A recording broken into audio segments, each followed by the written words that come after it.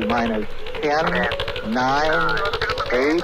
We have a go for main engine start. We have main engine start. 4, 3, 2, 1, 0.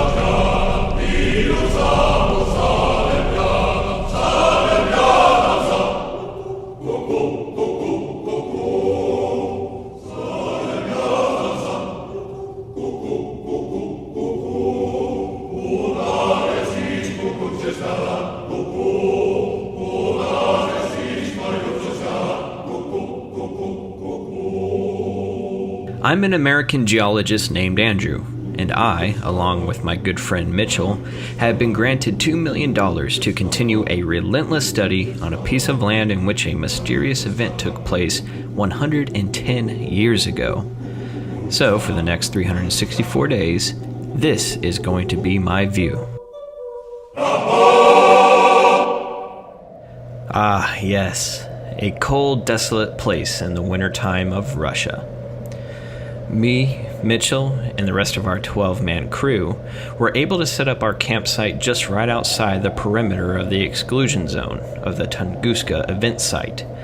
What is now covered in standing trees used to be marked with fallen trees due to this mysterious, yet thought to be meteorite impact site. The cleared location in which we set up our $100,000 campsite is just south of the woods where the impact zone is. What is an oddity is how there is no impact crater. So what exactly is this Tunguska event? The most supported theory by scientists is that this is the result of a large meteorite that caused a huge explosion and set fire to the lands. Or this could have been a comet that eventually found Earth in its way. To give you a good sense of how devastating this event was back in 1908, 80 million trees were destroyed, and the explosion is believed to have been 185 times greater than the atomic bomb that was dropped on Hiroshima. The shock wave this explosion produced was equivalent to an earthquake of 5.0 magnitude. The most devastating earthquakes have been recorded to be 5.5 to 9.5. So that's pretty damn good for a meteorite to be at 5.0 magnitude. Still, with this information, we are uncertain as to what caused this enormous explosion and what set fire to the blasted over trees. I am constantly reverting in my head to what I had read in a book about this event. A citizen in Siberia, 40 miles away from where I stand right now, was traumatized from the Tunguska event as he was sitting on his porch, but suddenly was hurled from his chair, and he explained that his shirt felt as if it was on fire. Another witness was recorded saying, "Suddenly, in the north sky, the sky split in two, and high above the forest, the whole northern part of the sky appeared to be covered with fire. At that moment, there was a bang in the sky and a mighty crash." I'm just glad I'm here 100 years later.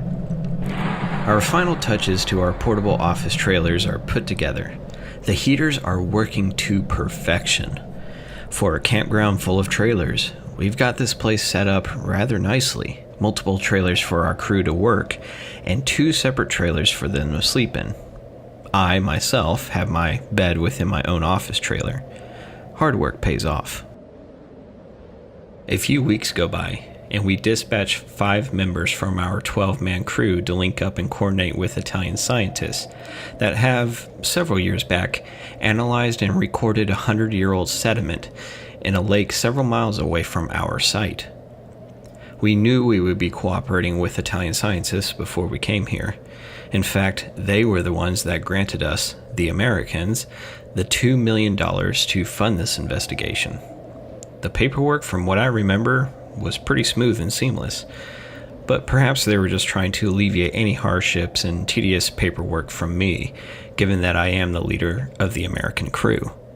Honestly, I'd rather work with Italian scientists than any Russian scientist. Maybe, if we get lucky with our results here at Tunguska, the Italians will grant us a bonus for our discoveries and proactive involvement, and maybe I can buy myself one of their Ferraris or Lamborghinis once I make it back to the States. Just a few days later, however, during a crescent moonlit evening, a Russian scientist knocks at my door. This office trailer door of mine is designed to insulate the heat, so anyone knocking, it sounds rather muffled. But in this case, it seemed a little ominous. I opened the door anyways. Good evening, Andrew. My name is Borya Krenov. I'm the chairman of the Committee of Meteorites, Russian Academy of Sciences. He wore this dark fur hat and his mouth was covered by some thick cotton clothing that was tucked in from his long dark scarf. It was almost as if his voice was being modulated through some device. His clothes didn't resemble much of a professional scientist, as he wore a long dark leather jacket with a few obvious layers underneath. Everything was of dark color on this man. His boots, resembling that of a SWAT team member, and his stature was intimidating. He stood at what I would say 6'5". I saw Mitchell just outside of his trailer, looking at us with a curious look on his face. Despite this Russian scientist's presence, I felt calm and collected, and I greeted him inside. I have been monitoring your team for over the past several weeks now. Impressive work. You guys are persistent. Oh, well, thank you. We've only picked up a few fragments deep within the soil belonging to the Tunguska woods. We don't have an exact answer yet, but we sent a few crew members to join the Italian team down at the lake to help determine what this could have been, maybe pick up a bit more evidence. I'm thinking, honestly, that it was a comet. Meteorites, I mean, you would know, they're just way too small. So if this was a comet, then the real challenge is going to be determining if this was a long period or short. And if it was a long period, then perhaps there could be some rare minerals from the comet that we have never seen here on Earth yet, that are not of Earth origins. I'm really excited for the team's progress given that the soil is so hard from the winter. But the longer we wait, and if we waited till spring or after spring during the summer, then of course all that snow would melt into the soil, making it even more difficult to determine the origins of what happened here over 100 years ago. We will be here until early April, in which case we will then head to a lab about 100 miles from here. I can't remember the name of the location right now, but we will then return to this site in the upcoming May, and continuing our studies until early November of next year. And then it's back to the United States for us. Why finish something that has only just begun? What? What do you mean?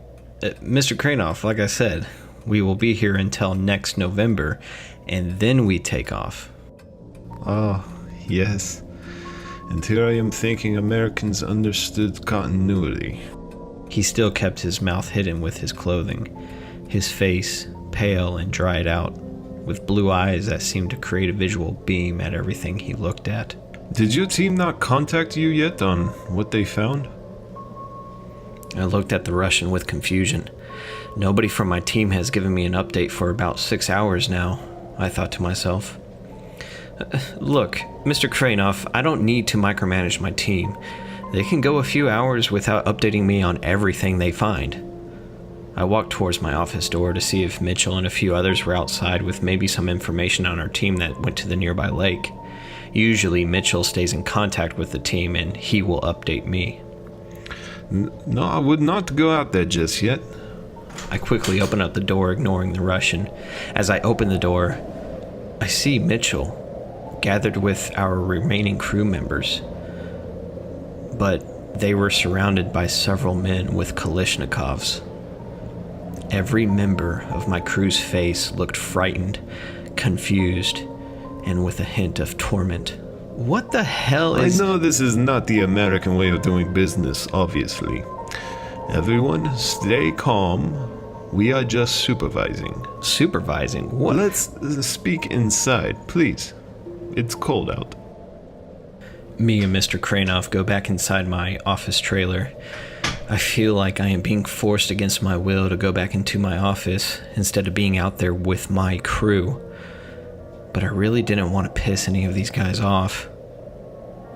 Are we not supposed to be here?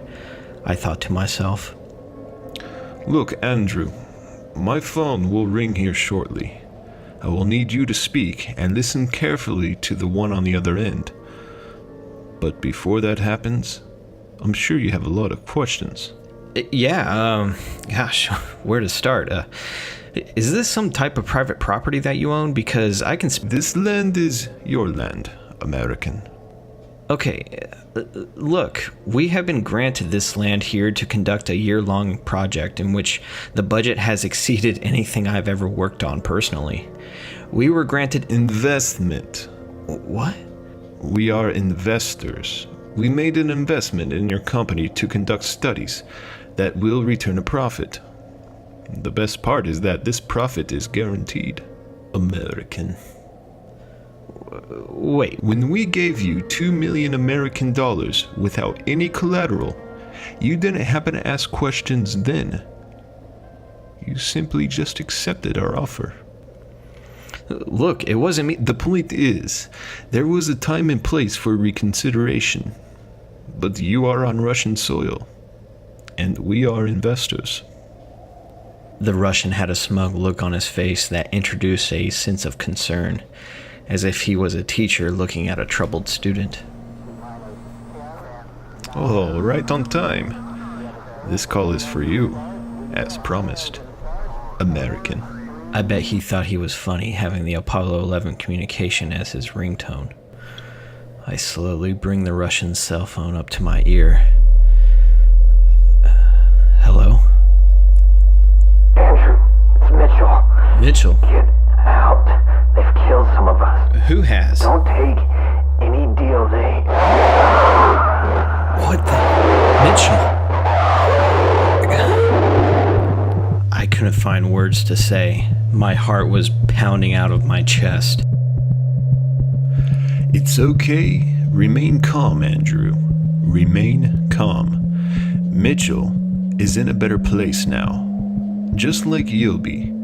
But don't worry, you won't be dead like him. That is, if you listen and follow my instructions. Stay calm. That's the most important part.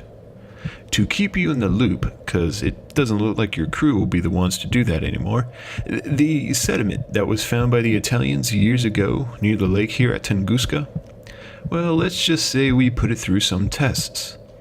We found the mineral deposits can have a terrible effect on anyone who comes in contact with it by direct skin touch. We found out that these mineral deposits can make even the smallest animal, which in our studies was a rat. We found that these minerals can make one hellacious beast. The rat was more of a rodent from hell. What you just heard on the other end of the line was Mitchell being devoured by some of the bears we have put into testing. But he was just out... Yes, the place we put him isn't very far from here. You guys didn't stumble upon it because your team was studying the land in the opposite direction. Now here is what I want from you, Andrew, our American friend. You see, you Americans are so easy to persuade with your media. Therefore, we want you to join us in revealing these infectious minerals to the American media outlets. We will show the animals, only the cute animals that have been infected by the minerals, to the American media. These animals look as if they have rabies. I mean, it's really very terrifying if you see it. It's interesting, though. But we won't just stop at animals. We have several humans picked out that we will infect as well. I believe some of your crew members are disposable. Wouldn't you agree? I took some time to think about what this Russian was saying to me. Once we convince the American media that Russia is battling an amplifying infection, America will have no choice but to fund us. There's no way America will dare step onto our land to try to control our actions. Therefore, they will never know how much we have our finger on the infection trigger, and how much we are truly in control of this. You see, Andrew, I am introducing you to the billionaire business. You have no idea what rich truly means. Rich is not being a movie star in Hollywood or getting millions of views on a YouTube video, nor is it finding the cure for a disease. It is controlling the actions of the world leaders like puppets. So I ask you again, Andrew, will you join us? I think it goes without saying, you are truly choosing life or death. I know, I say to the Russian. I kept my eyes peering down at the table in front of me, knowing that this Russian was staring back at me. It must have been 20 minutes, and within that 20 minutes I thought of my family, I thought of my friends, and everyone back home. I analyzed the good and the bad. It seemed like there would be an impenetrable wall of just negative aspects that would come from this. I knew that this Russian would not be happy with the millions that he would get from this, or maybe even a few $1 billion, or in his case, trillions of rubles or whatever they call it. Okay, Mr. Kranov. Yes, I'll join you guys. So how long of a process is this gonna take? I mean, I would like to get out of this location and maybe be put somewhere, like at least a 4-star hotel or something. Wise choice, Andrew. It'll take a little bit of time for some of the guys to get here, and we'll bring several trucks, and you could come in with me. You'll be riding in mine. Don't worry, we'll set you up nicely. We don't need to restrain you or nothing, but I will have to make sure that I shake you down. I don't want any kind of weapons on you or any way to communicate with anybody. Yeah, understandable. I unzip my jacket and I take out my cell phone along with a pocket knife and a few keys that I could use, I guess, to stab out somebody's eyeball, I guess, if I really wanted to. An hour goes by and the cars finally arrive. Everything's going according to plan. Me and the Russian finally step outside of my office trailer onto the powdery snow. Kranov approaches the other Russians and they start talking to one another. I don't understand Russian, so I can't tell you exactly what they were saying, but Kranov is probably informing the men that he took away any kind of communication or any weapons that I could have used. I understand the fact that Kranov can be lying to me this whole time. I could be going to meet my death, be fed to the bears like Mitchell. But something tells me Kranov wants to use me as leverage for the American media. Given that I am an American, perhaps this could be the way to catch the media's attention in the United States. I settle into the spacious, large truck that they brought. We start traveling west. I let everyone settle in and pretty much get cozy on the road and warm up to me for about 45 minutes or so. And then finally, I see headlights in the opposite direction. I'm sat in between Kranov and some other Russian, I guess, mercenary guy. I don't see a weapon on him, but that doesn't mean he doesn't have one. I'm in the perfect position. I knew that what I was about to do was probably going to seriously injure me. It was going to hurt real bad, or I'm just going to end up killing myself in the process. As the vehicle in the opposite direction approached closer and closer, I leaned a little bit further in, just over the center console of the truck, between the driver and the front passenger. And I darted towards the wheel and I steered it in the direction of the vehicle coming at us. God, it felt like my back just bent in a million different ways. the glass and some plastic from the interior dash flung towards my face, busting it open. I was leaking blood all over the place from my forehead, but my adrenaline must have been keeping me from laying in the car with the rest of the Russians. All the weight in my body shifted to one side of the car, and it was clear to me that we were on our side. I quickly grabbed the radio that I hoped wasn't broken from the crash, and I pulled my body out from the windshield that was compromised. I could hear some Russians in the car I was in moaning and speaking to each other in faint breaths. I turned quickly to make sure nobody was coming out of the car along with me. Nobody was. The driver in the other car must have either been knocked out or killed. Honestly, I didn't care enough to know. My animalistic survival instincts told me to get as far away as possible and go into the woods. After all, escaping has been my #1 goal. If I had said no to Krenov inside my office, I would have likely have been killed right then and there. I try to run towards the woods, but I start to limp because of the crash. I think the adrenaline is starting to wear off just little by little, where I'm going to start feeling the pain here real soon. I know I'm leading tracks to my own location through the snow, but I just have to do something. I can't stay at the crash site.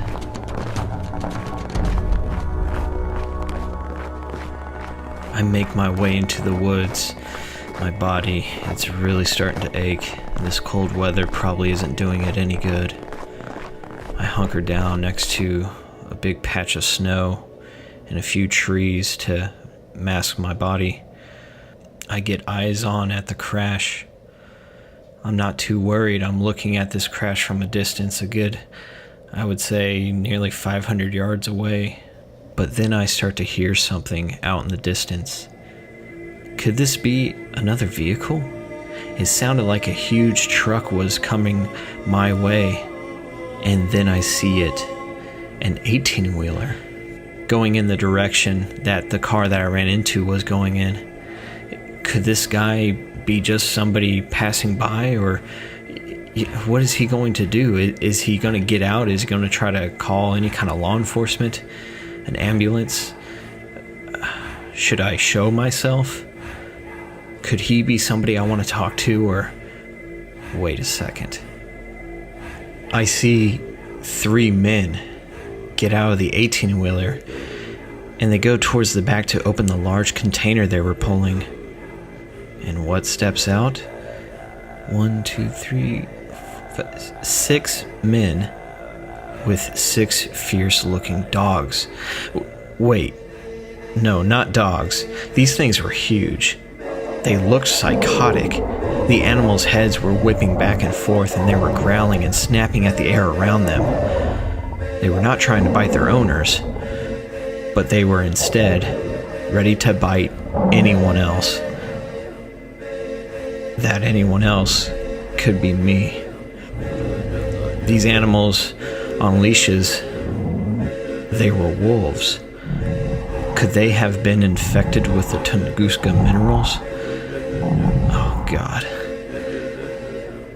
Just as that thought came into my mind, the owners grabbed towards the collars and unhooked these wolves. The wolves started sprinting in my direction, head on, like a heat-seeking missile.